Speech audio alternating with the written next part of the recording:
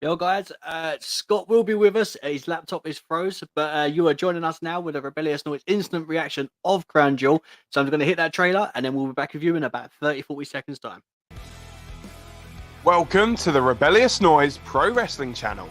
On this channel, we bring you some great content from inside and outside of the squared circle. We will go through and offer some in-depth analysis of the biggest events of the year, as well as bringing you exclusive interviews with some of the industry's biggest names. There will also be live show reviews, in-depth features, and podcasts. So make sure you give that subscribe button a slam so you don't miss any of the action.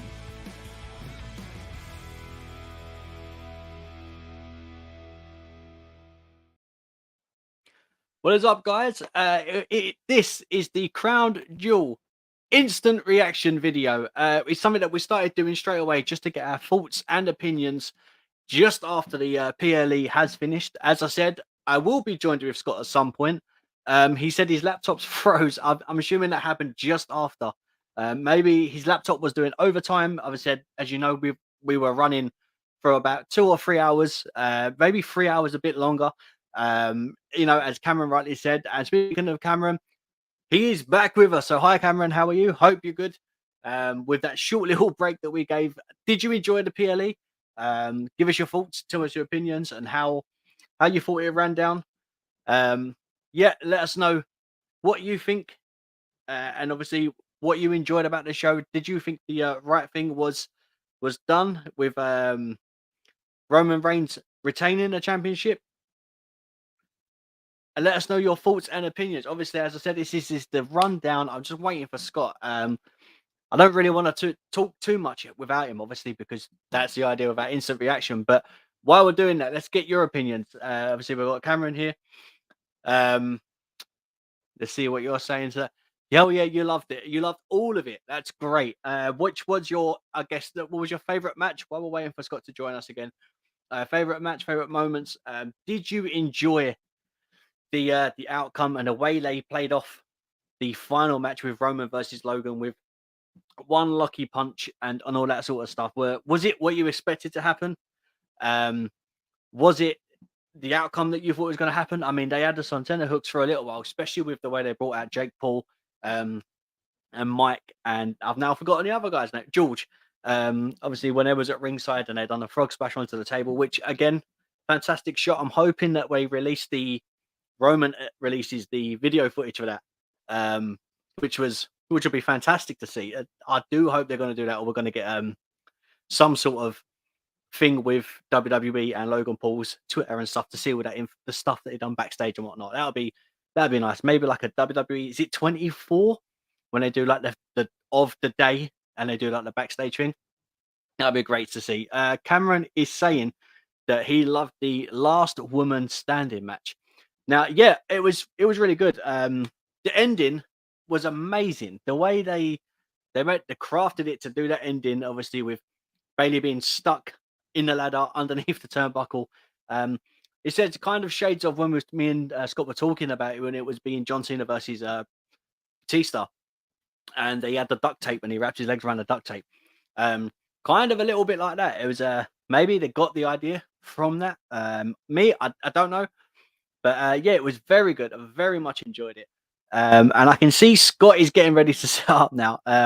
It's giving me 1 minute signals, but that's fine. We'll carry on. I feel like we almost made this joke that he left me like in Wayne's World, Wayne and Garth.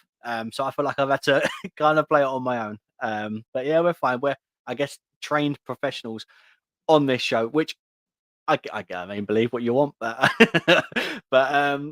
I mean, look, it is what it is. We've enjoyed it. It's been such a good stream. The PLE watch-alongs, when we get them in UK time or just a regular time, they're fun because if we get to talk about it straight away, it's not too late. We're not tired. Although I was slightly tired earlier, but yeah, it's been so good to do a live watch-along of all of you. And obviously, everyone that's been with us throughout the entire show, from the beginning to the end, we've had many conversations. What Cameron had for dinner or tea.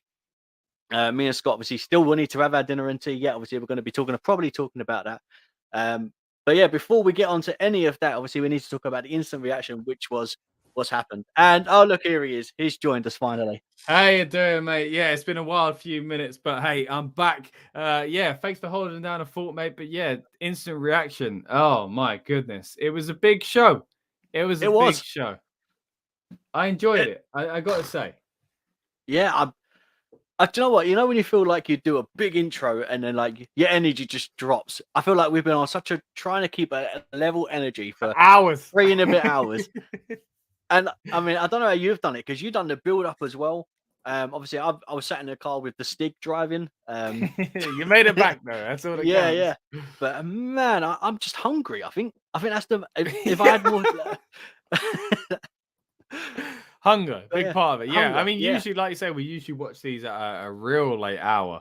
At least we're not usually hungry. But yeah, that's the one downer about doing it at this time. But yeah, man, what a show! I think all in all, as much as I enjoyed Logan Paul's match and Logan Paul's run here in WWE, the big relief is, of course, that he didn't win the title. And I think what they did, and I think a lot of the things, as far as even the results that went against what I predicted and what I hoped or thought would happen, I think they played it really safe with a lot of them. They made Bobby Lashley look, even though in defeat, look quite strong. They made the tag champions that only just won it.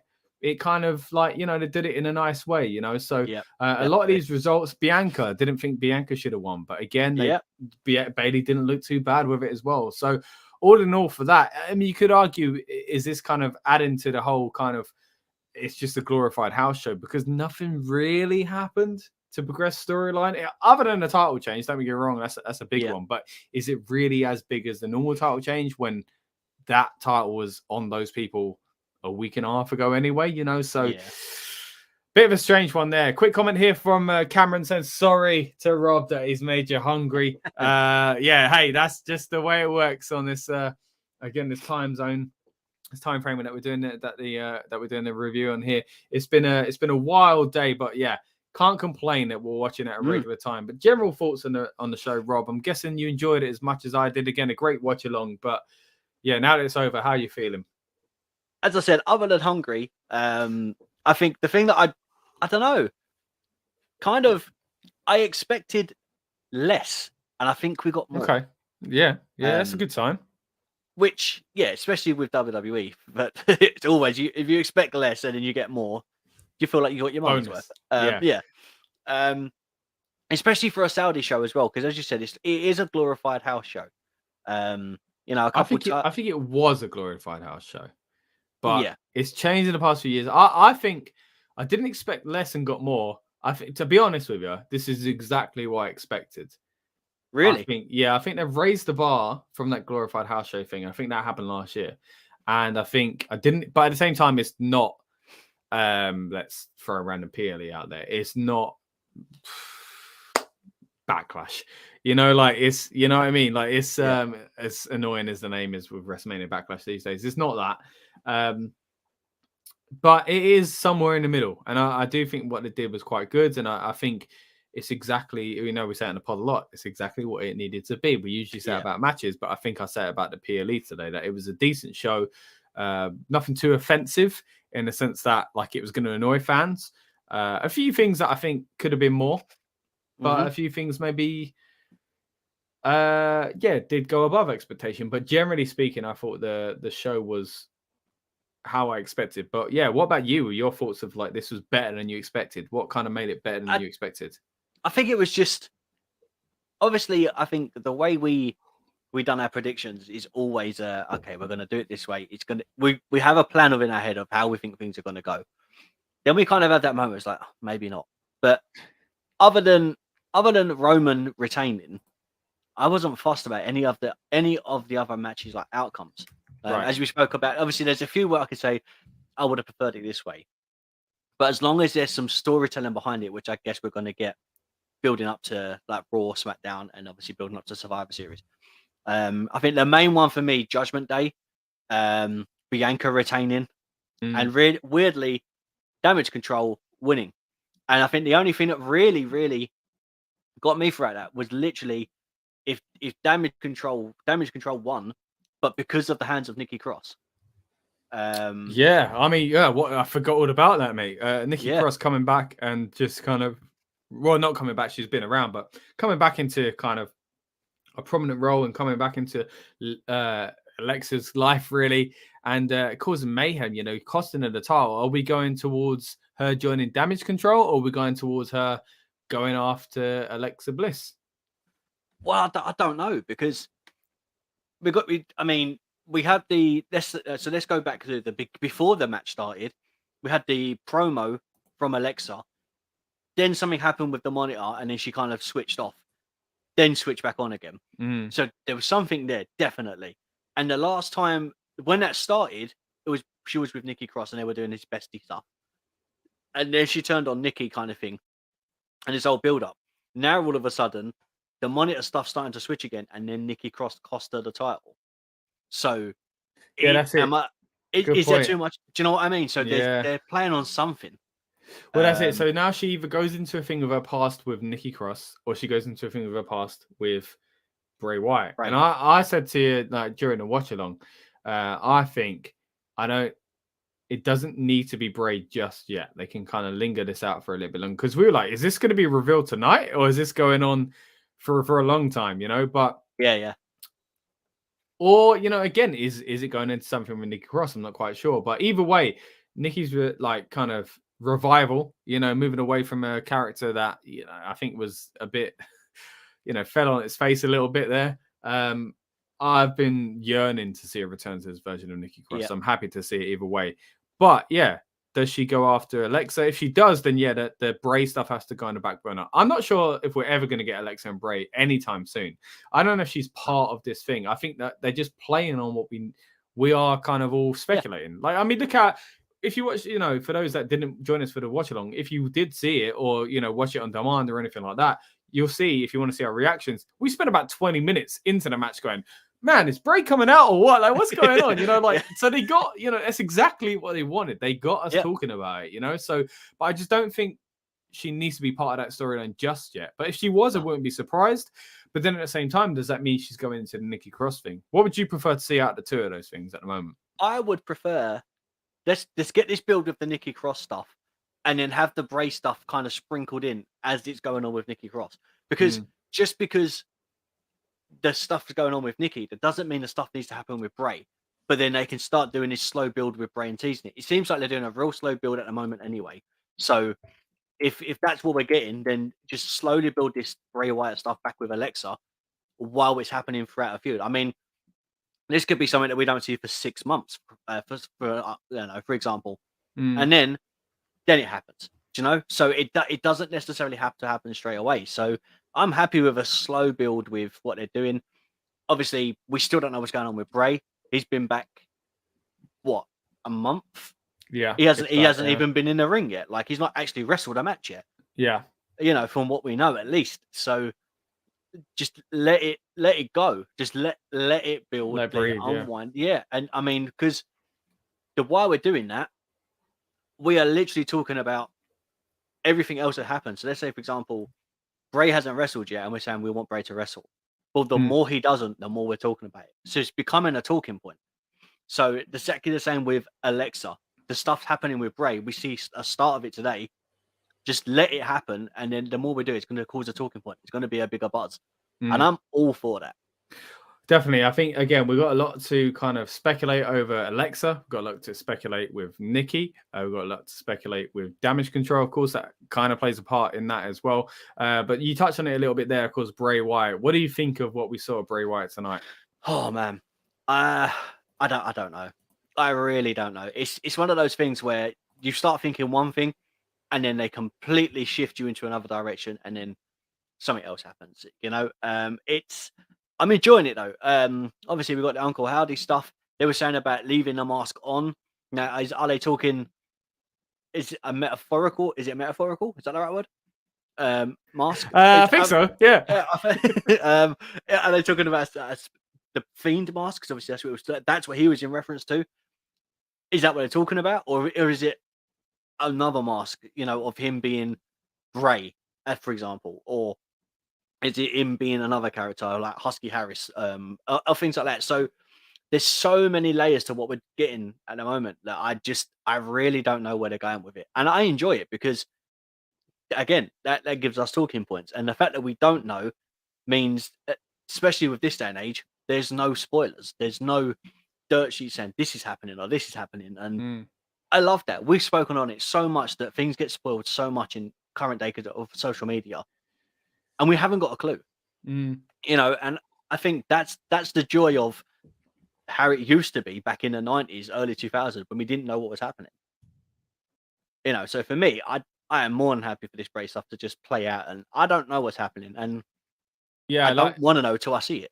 Yeah, exactly. Like we were saying, it didn't need to progress into something straight away. You know, we said it a lot before he even come back. It was like, there's no one for him that we want him to face at the moment. We don't want him to ruin the Bloodline situation. Yeah. Don't want him to ruin his own kind of momentum by getting put in that and then getting thrown back. You know, it wouldn't have been great. A few kind of comments we're going to touch on here from Daniel, who says, did Bianca retain? Bianca did retain. It was a real shocker for me, actually. I thought Bayley was going to win. We'll touch on that match a little bit in just a moment. Cameron says, I'm happy that Roman retains.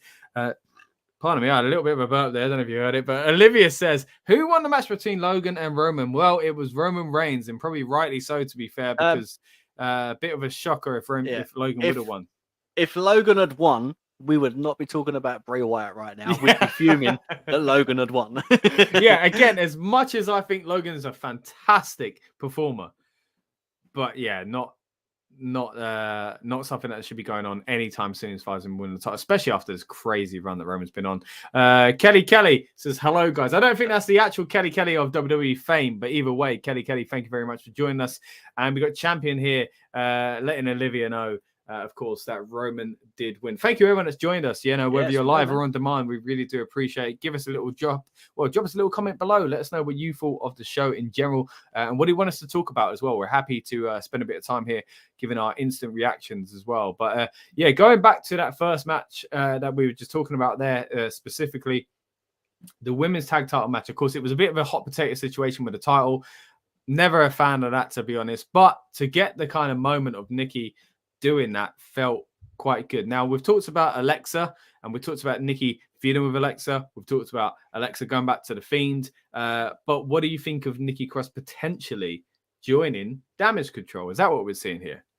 I mean, maybe because of Nikki, Damage Control obviously won their titles back. And also, what else kind of comes into effect is Damage Control won and Bianca Belair retained. Bayley didn't win. So at the moment, the only two people that are carrying gold are the other two women, not Bayley. And Bayley's the one that, I guess, quote unquote, recruited them. So could Nikki Cross be trying to take Bayley's position? Is that going to be something? Or is she just out for herself and doing what she wants when she wants against who she wants? Which I think if we're going to get Nikki Cross, I don't know, we'll say being a heel or just being Nikki Cross, then hey, just let her do whatever. Like I don't think she needs to be a part of a faction. I think she can just do what she wants when she wants. I mean, that makes her more unstable. Nikki Cross, to borrow a term here, running wild would be okay with me. Hey, running yellow, mate. Running wild would be okay with me, but because she's kind of like, you mentioned the stable. Of course, she was part of Sanity. That's when I think she was so enjoyable. But yeah, being back on her own, but just messing things up. Do you know what I mean? Like breaking rules, getting in people's faces and stuff like that. And I'd be interested to see maybe on Raw where Damage Control maybe try and toy around with recruiting her, and she's like, not interested. Yeah, like, you know what I mean? I'm a loose cannon, so to speak, Brian Pillman-esque. You know what I mean? I'm going to do my own thing over here. Maybe it doesn't go into something with Alexa. Maybe it doesn't go into anything with Damage Control either. Maybe it's just about cementing Nikki Cross as this kind of chaotic kind of woman again on the roster. But yeah, so good to see this version of her again. Really pleased to see that they're actually using her in this way. Doubt over here says, I'm happy Roman returned. Well, he didn't return, but he retained. I think you may be trying to say there. Great to see a retention for Roman Reigns. I think now is not the time to take the title off him, is it? You know, like, although he's had it for ages, I felt like if any time recently it would have been the Drew match because it just made sense. for being in the UK and things like that. But hey, if you're not going to pull the trigger there, when are you going to pull the trigger? And I think a lot of people are thinking that the most kind of the default really would be Cody Rhodes seems to be the kind of big thing, or The Rock. Now, for me personally, I said it a few times on this channel, I don't think the Rock match should be a title match.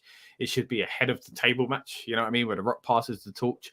Doesn't need to be for the title. Please, like, an ideal world for me is that Cody beats. But then, even that, if Cody wins the Rumble, goes on to win it at Mania, you can't have Rock Roman versus, at SummerSlam. It needs to be at Mania. But then again, that kind of puts a shine on SummerSlam as well, doesn't it? So, I don't know. Maybe, yeah.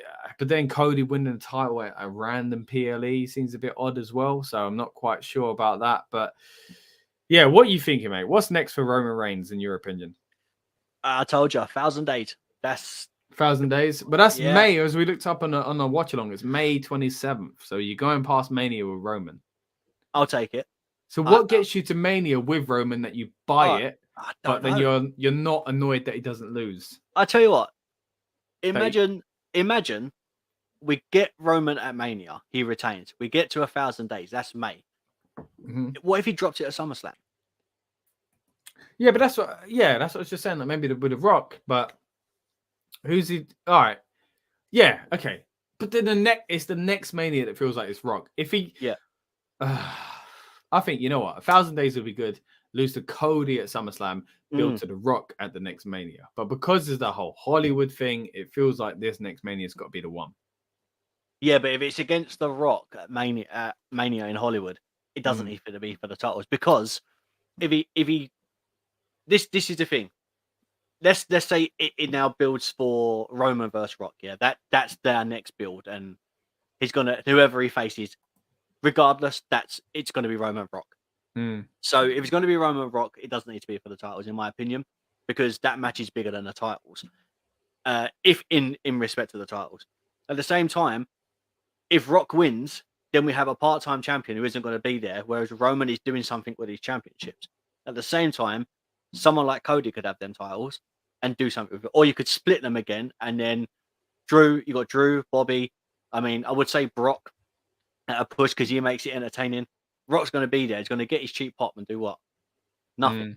And I don't like the idea. At least, okay, Roman isn't there all the time, but he's there enough to be full-time, if you know what I mean, or almost full-time. And I can't see The Rock needing any of that. If it's Roman versus Rock, Rock doesn't need to win. It needs to be Roman. Because if it's passing the torch, The Rock won't win. Do you know what I mean? You need to pass the torch down, not back to yourself. Yeah, Rock can't be winning the title. No. So, in my opinion, if it is Roman versus Rock at Mania, Roman wins, and then he drops it at SummerSlam. Yeah, I think that's what makes sense. Yeah, but I feel like it shouldn't be for the title, so he drops it before that. But again, Cody winning the title at what? Elimination Chamber? That'll be a bit of an anticlimax, So I think they need to get to 1,000 days. I mean, why would, if you dropped it on, let's say, 976 days, you might as well just think to yourself at that point, you may as well have just got to 1,000. Yeah. Do you know what I mean? It depends what's more important. Do you know what I mean? Right, let's head back to some of the other parts of the card as well. Of course, we've touched on a few of the matches already, but let's have a quick kind of jump in and out of some of the ones that we saw tonight as well. Firstly, let's talk about the cage match. Earlier on, we had Karrion Kross, of course, versus Drew McIntyre. An interesting finish, Rob. I really liked what they did creatively, even though I thought, as I said earlier on, some of these decisions weren't what I would have went for. Karrion Kross winning is what I would have went for. But I think Drew McIntyre winning wasn't a bad shout, considering the way they did it. The little race to get outside. Mm-hmm. Yeah, it did. I don't know. A part of me felt like they should have introduced the mace in this PLE. That way we could have got a shot. That's how he wins, because he didn't win by any other way. It was the mace, and then that's how he got out.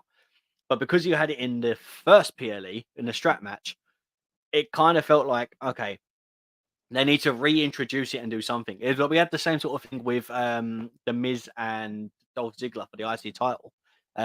It was like perfume or something, and that was used a couple of times. And I think that is a good way, because you're still cheating and you're trying to do something anyway to get the win. And obviously, it being in a steel cage match, there's not much more you can do other than either climb out or run through the door. So they did have a good way to do it. The race, I guess, it was all right. I would have liked him to have fallen at the same time, and Drew just landed before him. But him falling, Drew dropping down, and obviously Kross still being in on the actual ring itself, trying to climb out. I guess it leads a great story. So we get one more match, surely. Because Drew didn't technically, he beat him, but he didn't beat him how we wanted to, I guess, right? Yeah. So I guess we go again with them, maybe at Survivor Series. Yeah, I think I can see one more in it. Maybe a no Scarlett stipulation. Yeah, but then even every time they've had their match, well, the last two, of course, I've just said, oh yeah, he needs to win, he needs to beat Drew and whatever. But maybe this is the way to do it as well, because if it's a 3-match feud and ultimately Karrion Kross wins the feud, that's not such a bad idea, is it? No, I don't mind that, and I said I'm happy for. The problem is, and we said this, it's not who wins or who loses here. It's not, I prefer Drew over Karrion Kross or vice versa. The issue is Kross just doesn't resonate with the fans. Like the fans just don't. I don't know what it is. They just don't get him. It's like, I like him, but I watched him in NXT. Like, do you know what I mean? So like, we have an understanding of the character and the way it was done. And as Lucas said, he only done about 20 matches, if that, on NXT, because he defeated Ciampa for the title in his second match or something like that. Yeah. It was very quick, so he was proper push to the top. And now we're getting him in this position, and he's not been pushed the way he was at NXT. He's been displayed different, and I don't know if I just think it's the way they're doing. I don't know. Is it the way they're doing him? Are they trying to portray him the same way and it's not working? I just think at the end of this feud, if he's still not working, I think they need to go back to the drawing board and figure out what they need to do for Kross. Either make him a full-fledged heel or make him a face. Well, he's a heel though, but yeah, but no one cares. That's the problem. Oh, you mean like just go real dirty? Yeah, I mean, and I said that. I mean, Lucas agreed with me. Not that we agree much, obviously everyone has difference of opinion. But I said the worst thing in wrestling, right? You can either be cheered or you can be booed. Either way, as long as the crowd are making noise, you're doing your job. When the crowd reacts in no noise, that's the problem. And Kross is getting no noise. So something needs to change. So either make him a fully dirty heel or make him a proper babyface. And I can't see him being a babyface. No, not anytime soon, at least. Unless, they have a big thing where, he's turned on or, by Scarlett or something like that. I don't see it. Yeah, all right, let's move on to the next match then. Let's talk a little bit about, as we said a little bit more earlier on, about Bianca versus Bayley. I think it was a great match. I'm always worried about stipulation matches, kind of being a bit of a slugfest. But this one, I was really enjoying it. Again, it's not the result I'd have went with, but it was a very clever finish. I really enjoyed it. I would say this is probably my match of the night. Yeah, I think so as well, yeah. It was a bit clunky at times, which is weird to say when it's a match of the night for me. And normally them matches they proper show up. Yeah. But yeah, I mean, what else can you physically do? Last woman standing, you're in a position where they've got to beat what they've done with the ladder match. And you and Michelle rightly said that it just didn't. I underperformed. It just wasn't what we expected. So they're already coming off of that, and now they've got to try and put on an even better performance. It's an even bigger crowd, and I think they delivered. I think it was great. The little moments. Okay, the table breaking, that's not their fault. And the spots that they done after that, onto the chairs, and then 2 chair spots. One went wrong, but that can happen. But the fact that they were still able to get the match over and done something well with it, I'd take it. I've enjoyed. I think for me that was match of the night. Yeah, again, I think it was really creative as well. I think what they did with the cart and stuff like that, as silly as it was interesting. It's something we don't usually see. Well, unless you've watched AEW before. But yeah, no, I really thought it was a good match. I think, yeah, match of the night, actually. I wouldn't mind kind of putting it up there myself. Yeah, Cameron's got to head off. Got to go, got to walk my dog. Walk your dog, mate. Thanks for the great content. Stay safe. Much appreciated, mate. Really enjoy all your comments tonight as well. Really do appreciate it. And again, anyone that's been watching live with us all night, drop us a comment. Let us know what you thought of Crown Jewel in general. And we'll be back tomorrow as well for a recap and review at 5 p.m. Our time, wherever you are around the world. Put it into Google. I'm sure you'll find it. We're in the UK, but you you may have a different time zone to us. But yeah, again, I think it probably was match of the night for me. Which is great. I said on the build-up, I wasn't expecting much because I was kind of expecting too much maybe at Extreme Rules. And it ended up being a reverse of that. I weren't too pleased with how that match went down. It was a good match, but I put it up there with like, this could be one of the greatest women's matches of all time. And, again, it was a good match. It weren't that. So this time, I think going into it with lower expectations, I enjoyed it even more. So, that's pretty much what I expected. When we were talking about earlier on the build-up show, and I'm glad we did get such a good match, like I say, so innovative, so kind of interesting. And the only thing I say that was wrong with it was that Bayley didn't pick up the title, which you could say is a big issue because going forward, we talked about it last month, damage control and damage limitation. Are we losing out on them too much? Is something wrong here? But then they got their titles back. So do you think it was always in the plan to make them lose it and win them back, or do you think this is kind of a confusing audible? I don't know. I think sometimes WWE do this thing where they like to test the waters. So they've done it with Jericho on a Raw. Do you remember when he won the championship against Triple H, and then they had to overturn Hebner with a fast count and all that. Gutted, mate. Gutted. But then a little while later, Jericho became the undisputed champion, and everyone loved it. I think sometimes it's to test the waters. So maybe is Alexa and Asuka ready for this moment? Is that what they're setting up, or are they doing something else? Because as we said, there's so much to unpack within the damage control and everything else. So obviously you got Bianca versus Bayley, damage control versus Asuka and Alexa, and Nikki Cross is thrown in. So why? Like, do you know what I mean? I think there's unanswered questions. So I don't really know where they're going. And I enjoy that because I'm thinking, okay, it's now got me thinking who's going on where. Is Nikki a part of damage control? Is she on her own? Is she rogue? Is Alexa doing something else? Is Bianca and Bayley going to go one more time? Is there a cracks in damage control because they've got titles and Bayley hasn't? Like, there's so much they can really go with. And Bayley being a leader and not having a championship when the idea was for them all to have championships. Do you know what I mean? It's that moment. So I don't know. I really don't know. And I don't know. And I enjoy the fact that we don't know where they're going with it yet. Yeah, I think I worry about them a lot because, like, we've talked about before, but them coming back into WWE, Io and Dakota and being a collective, this brand new kind of stable and stuff like that, really exciting. Now, it feels like it's been a bit stop-start. It's a bit like what Judgment Day were, when it was like, we're not really sure where this is going, So, I don't know. It's I think she needs to win the title though, because there were so many times even before she went away. You think about how she was not put on Mania when she was the MVP of, her and Lashley.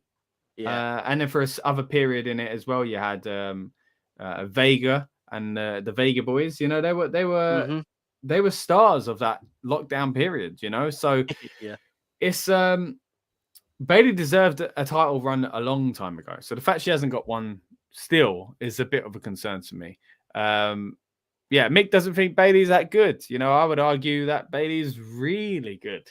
So I mean, I don't know how long you've been watching. I would say it's a different show now compared to what I'm about to say. But go back and watch Bayley versus Sasha at NXT for the Iron Woman match. That is incredible. That match is incredible. I mean, if we got that Bayley, then 100% she needs the title. But I think it's one of those where you need to strike while the iron's hot. We say this all the time. If the person is hot at that moment, with Liv Morgan, find a way to drop the title off, get them in that picture, do something. Don't take too long. But I think because they're a heel and we're saying she's hot, we need to get it on her now. In another sense, take your time. Because if you give it to her, you're like, oh great, now she's got it. Now we're rooting for Bayley to have the title. And it's the flip. I think we need to remember that. So if you're not supposed to want the heel to have the championship, so allow the face to keep having it. Because when the heel does have it, what difference are they going to make? I mean, a prime example would be Ronda Rousey. She hasn't really done anything.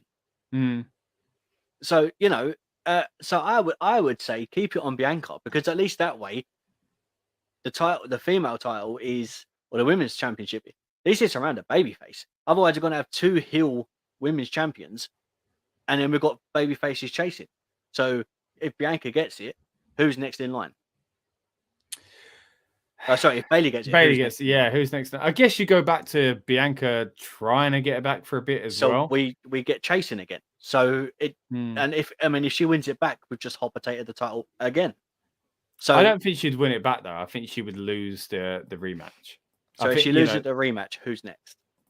Same with Roman. Who's next? Well, then we move into Royal Rumble territory, and someone's a stopgap until whoever wins the Rumble anyway. But wouldn't you like to see Bayley win the Rumble using damage control to keep her in? Yeah, but I don't think she needs that spot just yet. Like, she could be the champion going into the Rumble. Yeah, but then who wins? What, the Rumble if Bayley's the champ? If Bayley's the champ, who wins the Rumble to dethrone her? Or Ronda? Obviously, Ronda's got it now. Yeah. So that's what I mean. Like, there has to be someone. Because, do you know what I mean? It just, if you're going to have the heel win the Rumble, then they're going to go after the face. So just keep it on Bianca. If you're going to have Bayley win it, then I don't want Bianca to win the Rumble. She's done. Yeah, I don't want that either. So who's next? Do you know what I mean? Because there isn't Goldberg many now. Yeah, well, yeah. But I don't really think at the moment they're not pushing anyone that right way. So Charlotte. Well, I think Charlotte's got to come back at some point anyway, and probably be a baby face because returns are usually it makes sense, doesn't it? Good as baby faces. So Charlotte going after Bayley, and Charlotte saying the only reason why you did anything because I went around and all that sort of stuff. Of course, there's rumors all the time that Sasha and Naomi are coming back as well. I was literally about to say. So if they imagine if they come back at Survivor Series to regain what they technically didn't lose, that sets up that feud. But then but then none of them are going to singularly go against Bayley, are they? They're only going to go against. So then Charlotte joining them to go after the world title, women's title was I guess a possibility with that as well. But there we go. Yeah, Bayley versus Bianca Belair. Great match, great finish. I'm not sure if it's the way I would have gone with it as far as the result, but I really enjoyed it anyway. Quickly touch on some Usos versus Braun and Brutes, Rob. What did you think of this match? Yeah, as I said, you know what? Weirdly, I wouldn't have minded if the Usos had lost the titles.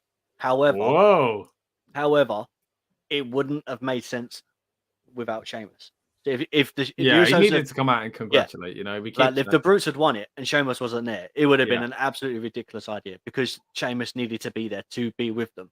But I don't think they're over yet. I don't think this is done. However, with the Paul brothers now, obviously going on for what they're doing, which obviously I'm not sure. Obviously, Logan lost. But that stare down between Jake and Solo was interesting. Exactly. Weirdly, I wouldn't mind seeing that. Yeah. Well, let's touch on a little bit of that as well, because we can't talk Usos without talking the rest of the Bloodline. Of course, Roman Reigns versus Logan Paul. It was a fantastic match, again, especially for someone that is considered as an outsider coming in, a celebrity, becoming a wrestler. We've talked about it for months, but every kind of display that Logan Paul's put on has been fantastic as an outsider. So, yeah, great match again. As you said there, Jake Paul comes out. The rest of Logan's entourage get involved as well with the Usos. I expected, as I said on the build-up show, a kind of the Usos holding back Jake while Logan loses. That's not what we got. You know, I was saying the Pauls versus the Usos. I could see that. Maybe we could still get there at some point. And again, we'll do a full recap and review tomorrow and dig into these thoughts even more. But touching on what you said there with Solo and that kind of standoff with Jake Paul, a Solo versus Jake Paul match, that's not the one I expected to see. It's weird because I would no way would I have said that's the stare down that was like, actually, I wouldn't mind this at all. Yeah. It'd be interesting. And I guess if let's say Jake won, not that I want to say that, but let's say he won, then I think that's okay. It's not for anything. No. So let's say Jake did win. Logan was in his corner and the Usos were around. It's like, okay, well, my brother beat yours. We can beat you. Do you know what I mean? Because I think that would work. However, I don't know. It's a shame that Seth has the US Championship or Gunther has the IC because I wouldn't mind Logan carrying one of those championships, especially with him doing the boxing because it gets eyes on. Yeah, but this is why I said before, you know, I think on the watch along and the build up that I think the tag titles going on the Pauls isn't the worst idea. Now, some wrestling fans are going to be a bit annoyed that I've said that, but realistically, from a marketing point of view, it's better than the WWE title as well, as us purists would say. But as I keep saying Bray Wyatt, Wade Barrett said on commentary, but tag titles I think will make sense. It doesn't seem that way at the moment, at least because Solo and Jake Paul. But something else, you know, I kind of fantasy booked that already. But something else I'm a bit concerned about is that maybe we keep talking about what could be the War Games. Mate, what if the War Games is the Bloodline versus the Pauls? Yeah, but it's not enough. The entourage, Jake Paul's entourage are Logan Paul and his two bodies. Logan and Jake. And Logan and Jake, fine. I don't see his two buddies being in. Yeah, but that's what I'm worried about. Nah. What if they do that? I've done weird stuff like that before, man. I would say because Roman's done this, he's missing Survivor Series. Oh, he does usually have a month off, doesn't he? You know, to recuperate the victory, you know, celebrate for the month. Wow, do you think? So that means that would mean that the War Games match isn't a Bloodline match. But he's all over the promo. Is he?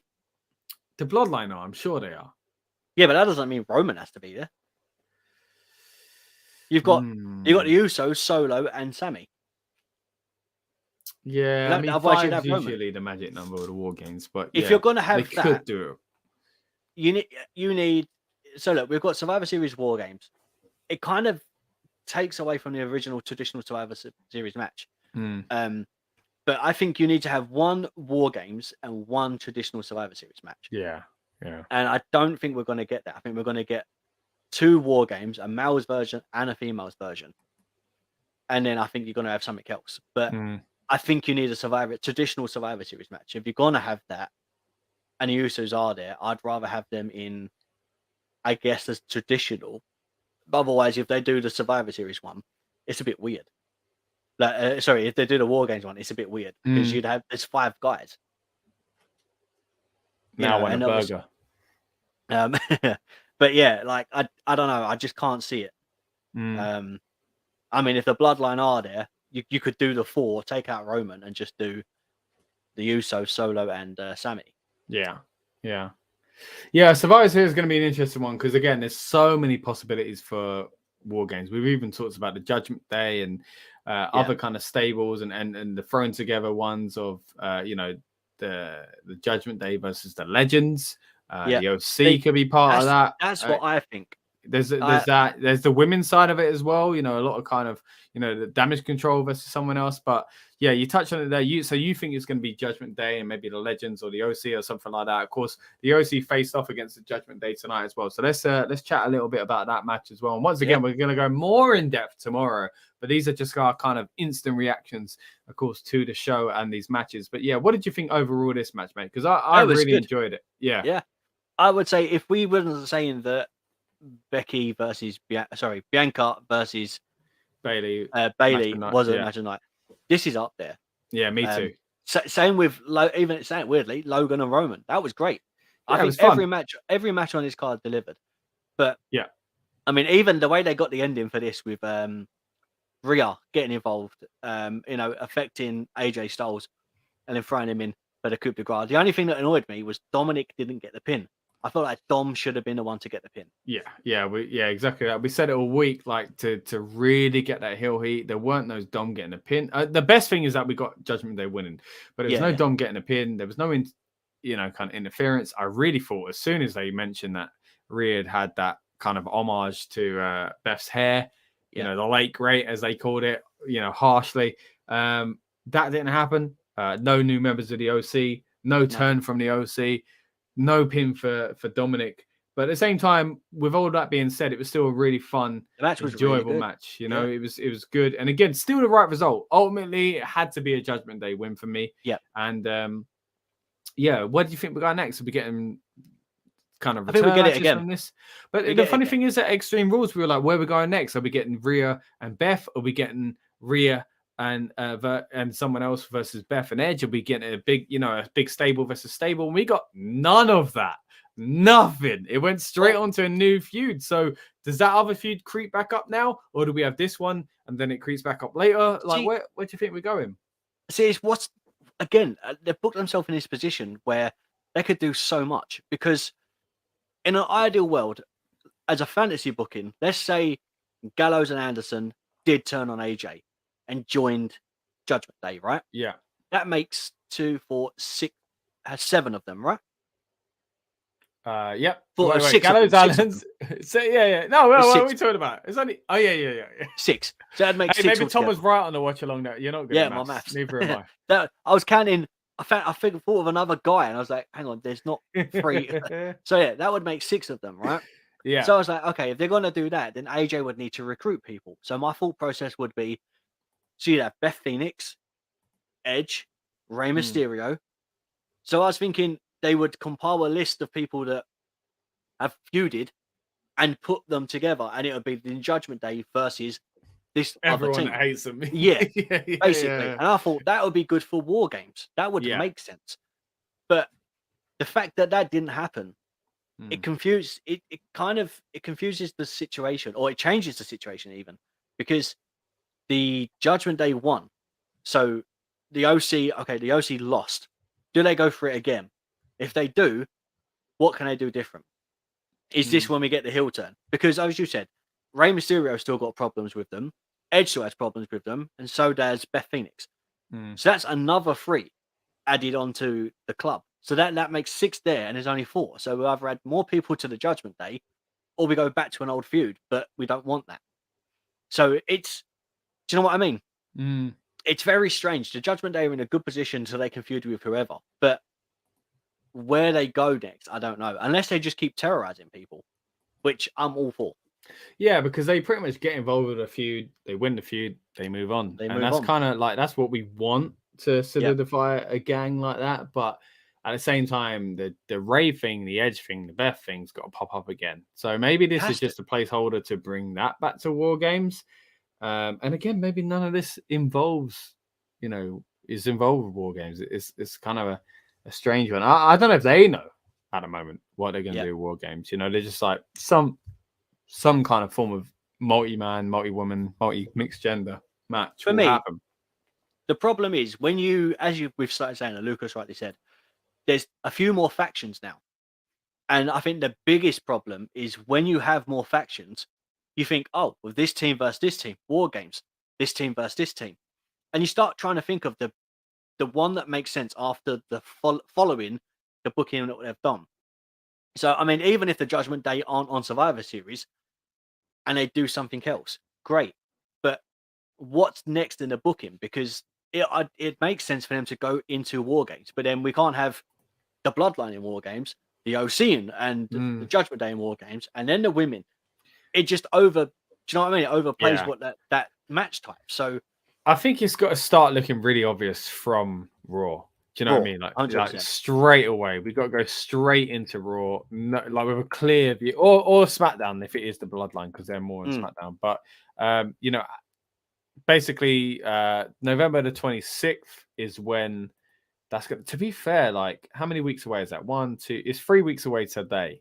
Yeah. So yeah, it really needs to start kicking off either on Raw or SmackDown, depending on who's kind of involved. So, that being said, SmackDown's a few days away. To be fair, Raw is only 2 days away from today. So yeah, And we're forgetting, don't forget, Survivor Series is normally Raw versus SmackDown. Yeah. Will they do any of that? They normally do. Yeah. It's hard to tell, isn't it? It's Brand really hard warfare, to isn't tell. it? And if they don't do that, they need to do something. Bragging rights. They have to Some bring sort something of background thing, yeah. Unless they Yeah. just start because it's a short turnaround for some of these feuds, you know, to kind of like. I think some of them are ready made though. You could go Karrion versus Drew again. You know, just looking at some of the card again. What have we got here? With Karrion versus Drew. You know, you could do again. The Usos could face us against the Brutes if they're not involved in that. You know, I guess you could do Bianca and Bailey again, but even that kind of feels like it's running its course, and that's the risk of Bailey. Again, she should have won the title in my opinion. But all in all, great match here with Judgment Day versus the OC. Again, no turn, no return or anything like that, but still a great match all in all. Let's talk about the next one as well. Quick thoughts on Bobby Lashley versus Brock Lesnar, mate. Yeah, I think it was a shock win. I mean, we were saying that Brock needs to get the win, and I was thinking, oh, they're going to just destroy each other. It's going to be carnage. And Brock won by literally putting all of his weight on Bobby Lashley. Weight, yeah. And again, if you watch the watch along, we were kind of debating at the time that surely it should have been a proper roll through, and he was good. You know, it looked like a bit clunky. It didn't look like it went the way it should have.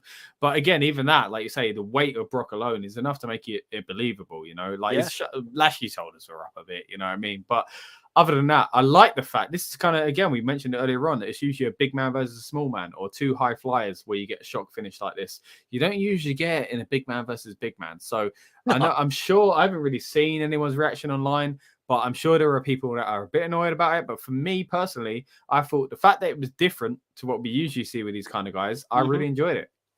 Yeah, I'm sure AJ Styles has pinned Samoa Joe like that in WWE. Bret the Hitman Hart has done that kick through and roll back.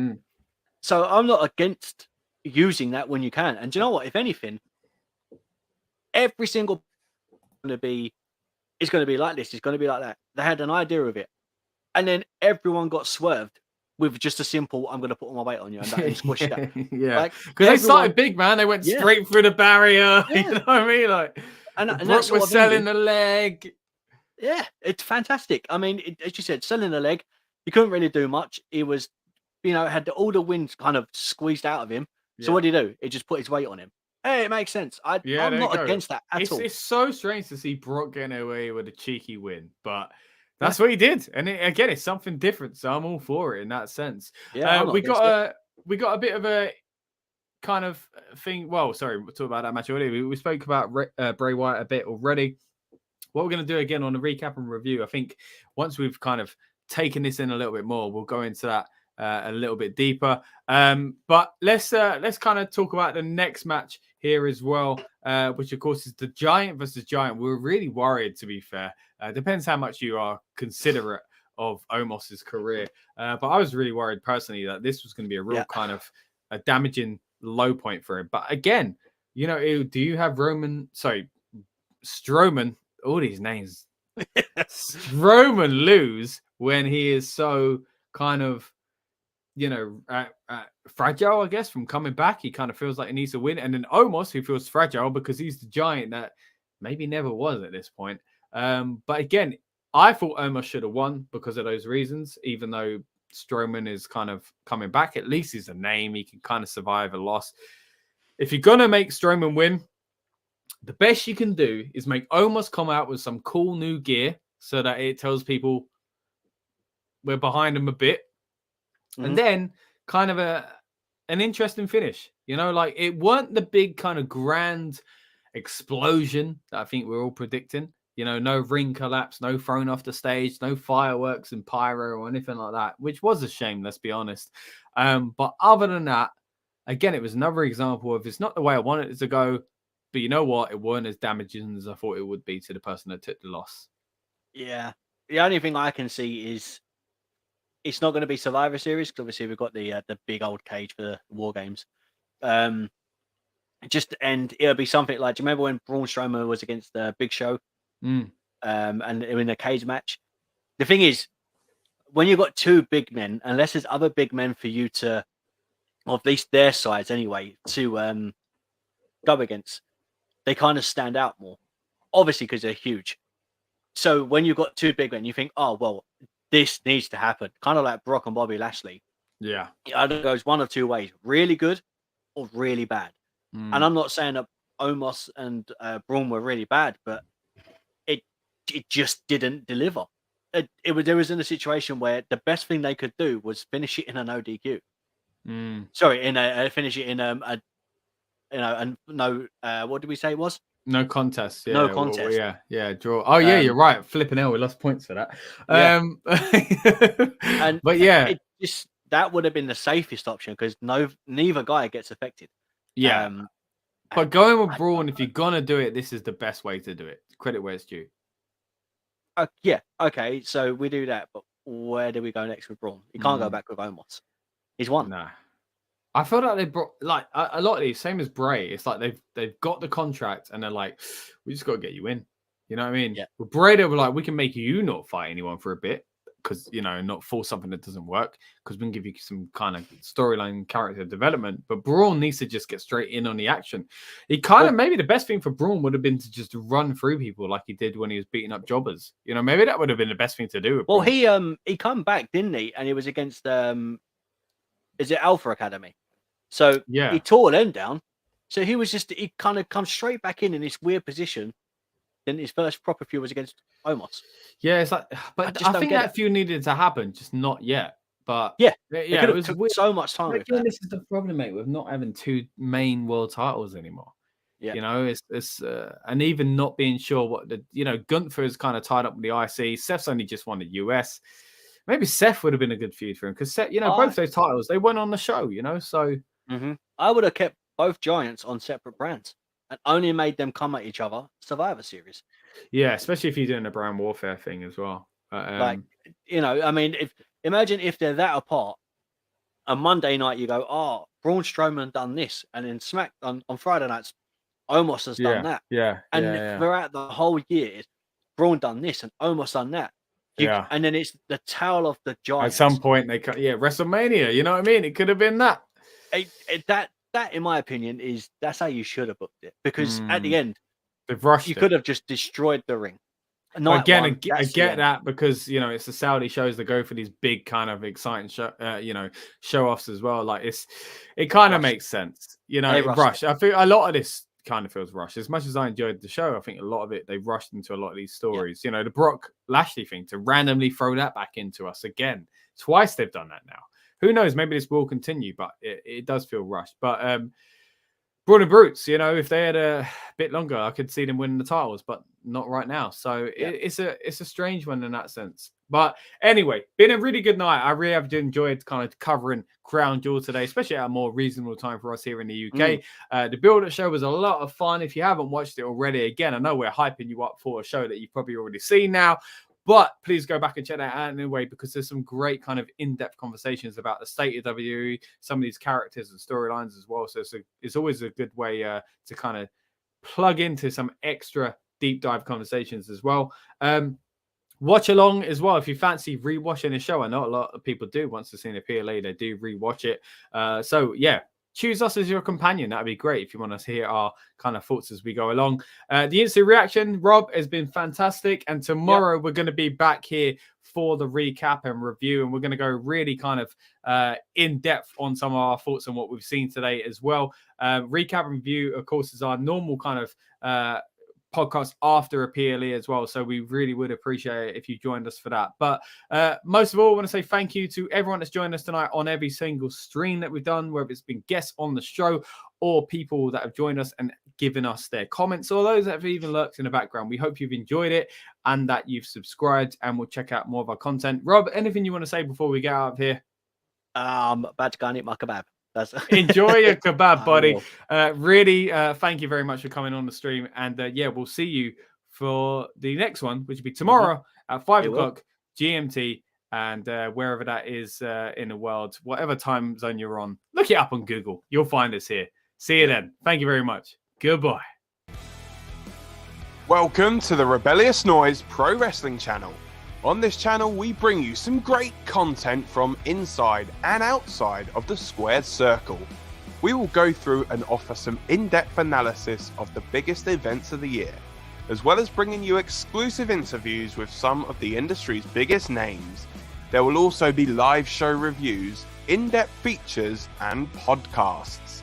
So make sure you give that subscribe button a slam so you don't miss any of the action.